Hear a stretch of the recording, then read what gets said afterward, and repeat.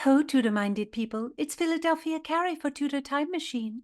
The word I share with you this week is soever. My friends, I shall tell you true that serving at court can be a daring dance on hot coals, the dissembling and mitching at court. And yet, while you may pirouette on your tippy toes, it may not bring you the favour you desire. My family is a close relation of Elizabeth Regina through her sainted mother, Anne Boleyn. Perhaps I have mentioned it? It is very worth mentioning, for all shopkeepers and oarsmen and suitors spring to attention when I say so. Such is the delight of high status and royal blood. But I will tell you, my Elizabeth's horrible half-sister, Mary, diminished my family. She did indeed. When Henry VIII ascended into heaven, he willed a house, Hudson, to that small, grumpy daughter, who sadly became Mary I. It is true that she spent many hours at Hudson as a child, and the king, her father, often stayed and hunted. But my family admired that house, and I believe the king should have given it to our family, but he did not. The unfairness! Should not a distant relation by marriage to a woman the king beheaded not be granted the house over the daughter? What cruelty! Queen Mary was the most selfish soever in this world. Yet fear not, dear Ningles, my family won the day. When Mary descended into hell, my Elizabeth bestowed Hudson to my father, and all was right with the world. Soever, how now, Tudor Files? What think you? If you're new here, I'm Gage. I'm Jessica. And we're here with Philadelphia Carrie for Tudor Word of the Week. Don't miss a word, and listen to the Tudor Time Machine Story Project. So diverting. And I pray you, tell an ingle, and ring the little YouTube bell. Ba-ba-ba-ba-ba-ba. Tudor Files, thank you for listening. Every one of you has the wit of Rosalind and the heart of Cordelia. And don't be shy about writing to Philadelphia on YouTube or suggesting words. We love hearing from all our listeners. How do you spell our Tudor Word of the Week, Philadelphia? It is spelled Soever. And it's a word that intensifies. It's kind of a rhetorical flourish. If you said something was the most delicious soever, that means the most delicious to any possible or known extent.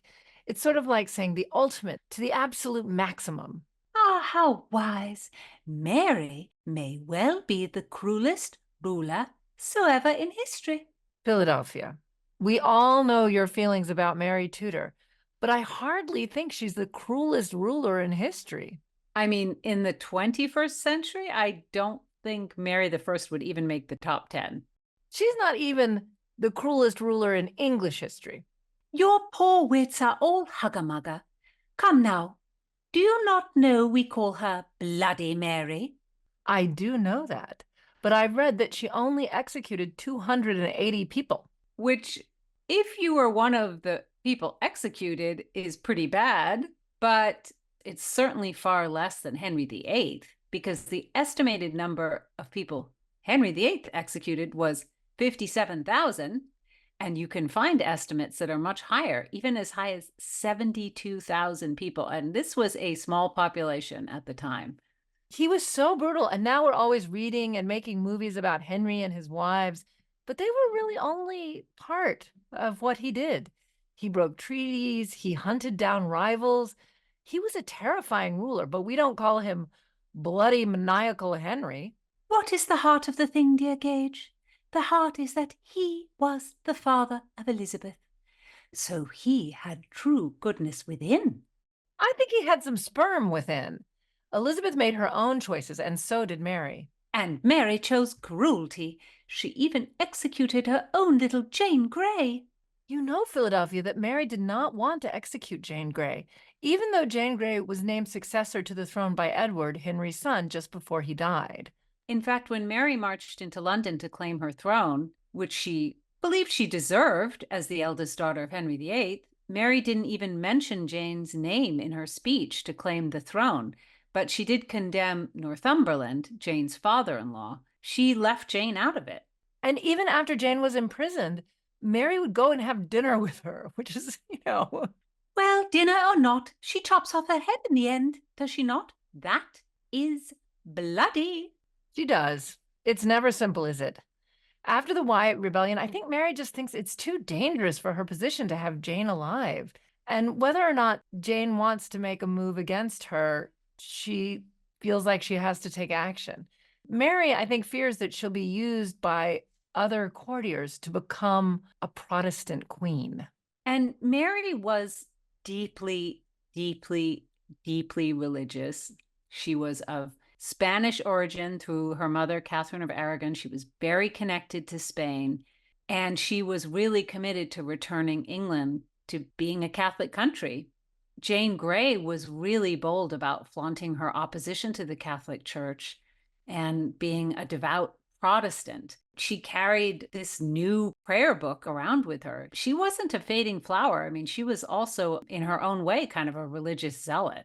I'm not blaming her at all or saying she deserved to have her head cut off, but she was a person with her own very strong religious convictions. Mary probably offered her the choice to become a Catholic, and Jane said no, I'm guessing. She didn't want to be converted. It's terrible how it all turned out. But as you said, Philadelphia, I mean, court is dangerous. I think there's maybe a show about that. Game of Thrones. It's so true. Actually, I've even read that much of the structure of that show was taken from the War of the Roses. And it seems like in this case, Jane lost the game. Poor Jane. I think everyone feels sympathy for her because she was so young and she was sort of set up by her father-in-law and her own father. And her final speech it's very endearing. And when Jane stood on the scaffold to say her final words, she used soever in her speech. Can you say a bit of it for us, Philadelphia? I will so.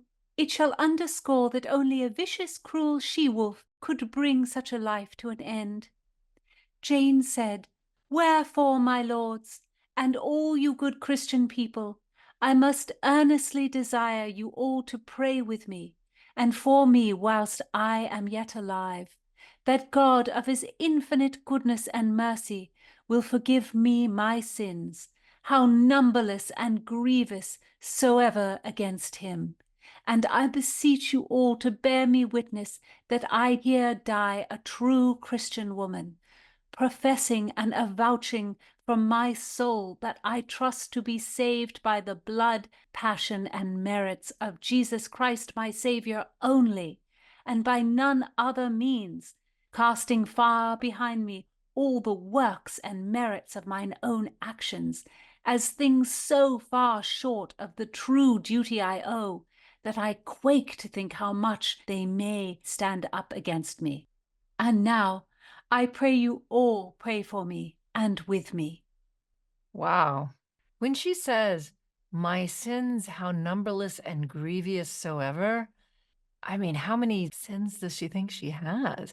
She is a very, very serious and brave young woman. I read these speeches and I think, if I was about to have my head cut off, I don't think I could be that eloquent. I think I would just scream my head off. It's pretty remarkable how the condemned could make these speeches and retain their dignity. Wow. I completely agree. I mean, Jane Grey, she was something.